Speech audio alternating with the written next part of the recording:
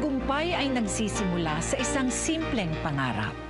Isang bagay na kayang gawin ng lahat. Ngunit sa pagtupad nito tayo nagkakaiba. Dahil may ibang naniniwalang wala silang kakayahang tuparin ang pangarap dahil salat sa oportunidad. Ngunit may iba naman na naniniwala sa kanilang sariling kakayahan at lumilikha ng oportunidad para sa kanilang sarili sa kabila ng kasalatan. Aalis ka, Ma? Ma, huwag mo kaming iwan. Ma, nagbabakawa kami sa'yo. Huwag mo kaming iwan, Ma. Bitawan mo ako. Ma, please. Huwag mo kaming iwan. Ginawa namin para sa'yo nung nasa panahon pa lang nasa ospital ka. Inalagaan ka namin, Ma. Ma, huwag mo kaming iwan, please. Bitawan mo ako. Hindi ko sinabi. Naalagaan niyo ako. Huwag niyo akong pakialaman. Huwag! Ma, huwag mo kaming iwan. Wala na. Hindi na tayo. Ayoko na sa'yo. Ma, huwag ka sumama doon sa lalaki mo. Bakit? Ma, nagmamakawa ko sa'yo. Maibibigay niyo ba ang kaligayahan ko? Hindi. Diba? Hindi Ma, ko nandito ako. maibibigay. Ma, nandito ako. Nandito ako sa'yo. Bitawan mo ako. Huwag mo akong pakialaman. Ma, Hindi na wag. kita anas. Ma, Huwag mo na wag. akong tawagin ina. Ma! Huwag mo kami iwan.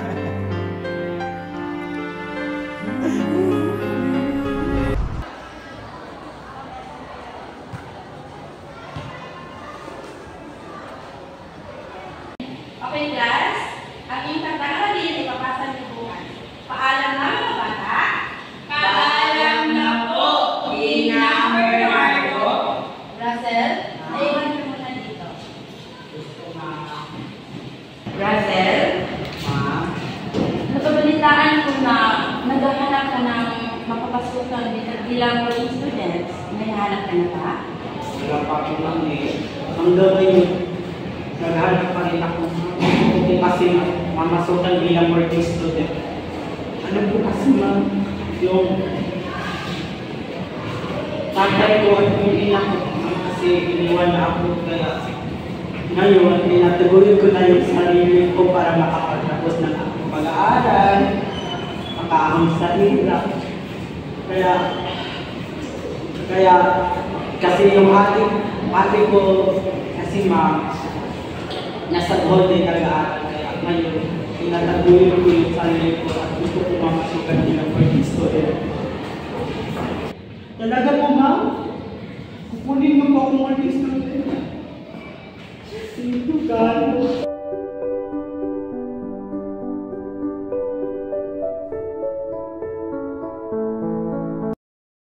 Tao po! Sino po sila? Tao po! Dito po ba yung bahay ni Teacher Maria? Oo, dito. Bakit? Ako nga pala yung mamasukan dito bilang working student Ay, po. oo, ikaw pala yun. Pasok ka dito. Nabanggit ka niya kanina. Thank you po. Pasok ka muna eh. Welcome sa bahay ng ate ko. At saka ito yung mga pamangkin ko. Magpakilala ko yung mga bata. Hi, ako si Charm. Hi, ako si Charis. Welcome sa bahay namin. Welcome sa bahay ng ate ko, Iho. Thank you po.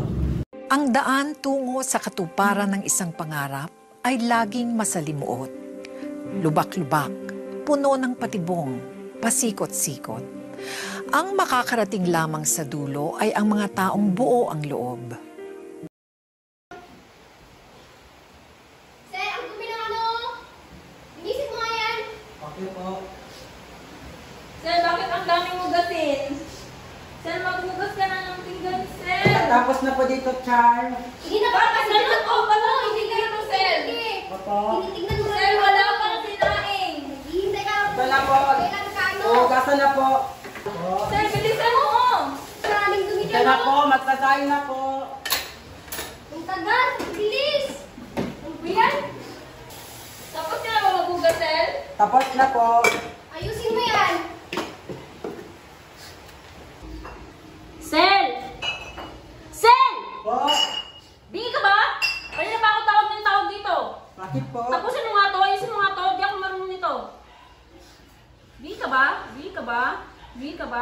Ayun na pa ako tawag ng tawag. Ito na po.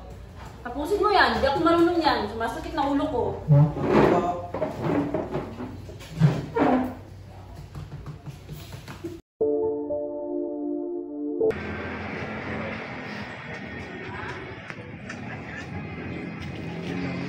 Hello ate. Naga. Ate, may sasabihin ako sa iyo. Ano yun? Ayoko na mag-working student ate.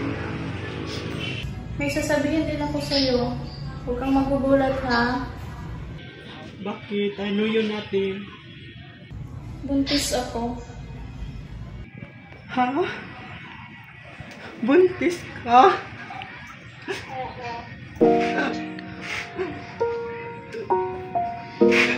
Dok? Hello?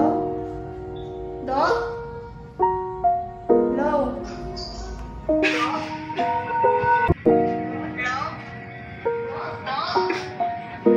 Buntis yan!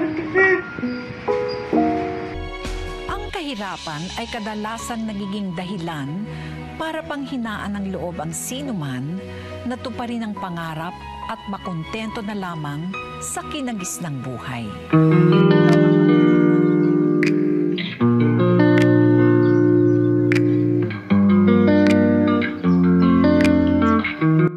Magandang umaga sa inyo lahat. Ako'y labis na natutuwa na makita kayong lahat dito sa unang hakbang ninyo sa mundo ng pulisyo. Malaking karangalan para sa amin na maging bahagi ng bagong yugto ng inyong paglalakbay bilang mga mag-aaral. Nais ko munang marinig ang inyong mga pagpapakilala. Ako si Rachel Vicioso, nag-aaral sa gabi at nagtatrabaho naman sa umaga. At ako naman po pala si Francis Lacno, nakatira sa Bayugan City. At ako naman po pala si Ferdy Sabon at nag-aaral ako at ako ay isang magulang na ngayon. At ako naman si Russell Pamisa, isang working student at 8 taon na po ako nag-working student. Nag-aaral sa gabi at nagtatrabaho naman sa umaga at sa hapon. Mga klase, mayroon akong ipahibatid sa inyo. Ako ay namasa ng ating guro na magkakaroon ng isang malaking proyekto. Tayo ay mag-ambagan ng isang daan. Ha? Lagi naman yan. Punta na ako yan. Bakit? Yan ba yung importante? Ang pera na ito ay gagamitin para sa paparating na gagawing proyekto. Basta di ako ako yan. Magandang hapon, ma'am. O bakit late ka na naman? Palagi ka na lang late sa klase. May sinabi ba kung bumukok na? Mag-inasal naman tayo mga aral. Ang klase? Ma'am? Ikaw ang unang magpapakita turo sa klase natin bukas. Ako, ma'am. O bakit may problema ba? Wala po, ma'am. Okay, paalam na sa lahat mga bata. Paalam na po, teacher.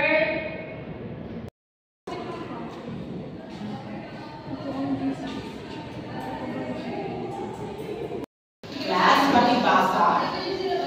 Sunny weather, positive times, improving moods, outdoor activities, vitamin D. Okay, class. Ang sunny weather palang class ay tumutukoy sa kung ano yung Tigil! Anong klaseng tiro yan, Russell? Anong klaseng pakitang turo yan? Hindi ako nasisiyahan sa yung ginawa. tawag ko. Wala na akong ibibigay niya sa iyo. Bagsak ka na sa aking klase. Paalam na sa lahat mga bata.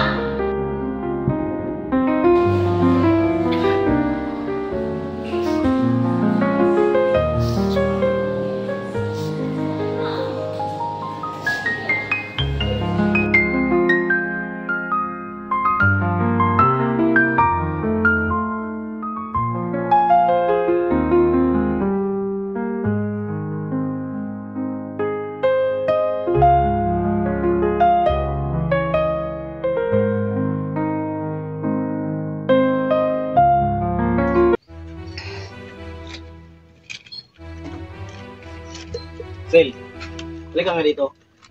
Bakit po? Yung pilis ko na sa'yo, pinapaulit-ulit na alagaan mo itong mga manok ko. Alam mo bang mahal ang puhunan ko dyan? Di lang basta manok yan, mahalaga yan sa akin. Ba't ba? Napakabagal mo, napakahina mo. Patawad po. Hindi na po maulit, Tio. Bakit walang takip yun? Mainitan yung mga manok ko. Ito na po. Lagyan mo nga ng takip. Opo, napakamahal ng mga manok na yan. Lalagyan na po. Ayusin mo. Lagyan mo ng tubig. May tubig na po. Ayusin mo ng mabuti ha. Opo, maayos na po.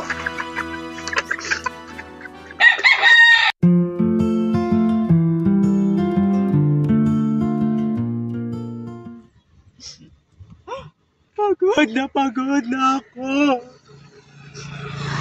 Pagod na ako mag-aral, DC. Pagod na ako maglinis sa mga kalat nila. Pagod na ako magisunod-sunuran sa mga trabaho nila. Pagod na ako magluto. Pagod na ako maglinis. Pagod na ako sa lahat, DC, pati sa buhay ko. 10 taon, hindi ko pa nakita yung pamilya ko, DC. Alam mo ba yun? Pagod ako. Ayoko na. Ayoko na, DC. Pagod na ako. Ayoko na.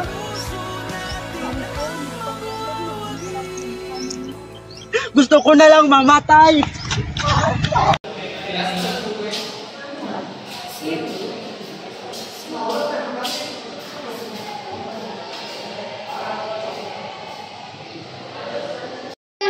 Ating palakpakan ang ating mag-aaral na sa kabila ng hakot sa kanyang buhay bilang isang working student, nalampasan pa rin niya ang pagsubok at patuloy siyang umangat hanggang ngayon.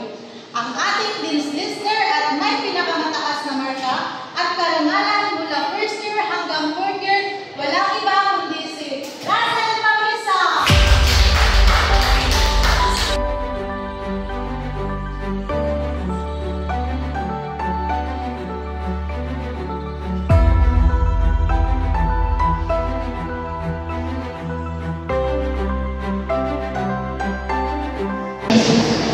At yun ang nangyari sa kwento ni Russell bilang isang working student. Buti naman nagawa ng paraan, teacher. Sino po ba si Russell, teacher?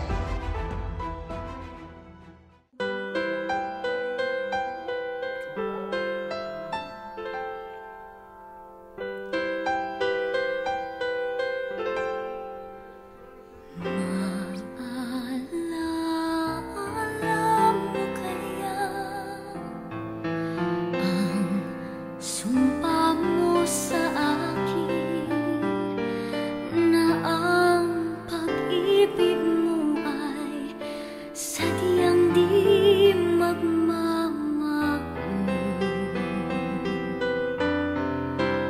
Kung nais mong matanto, buksan ang aking... Si Russell ngayon, isa ng matagumpay na guro. Alam niyo ba kung sino si Russell, class? Sino, teacher?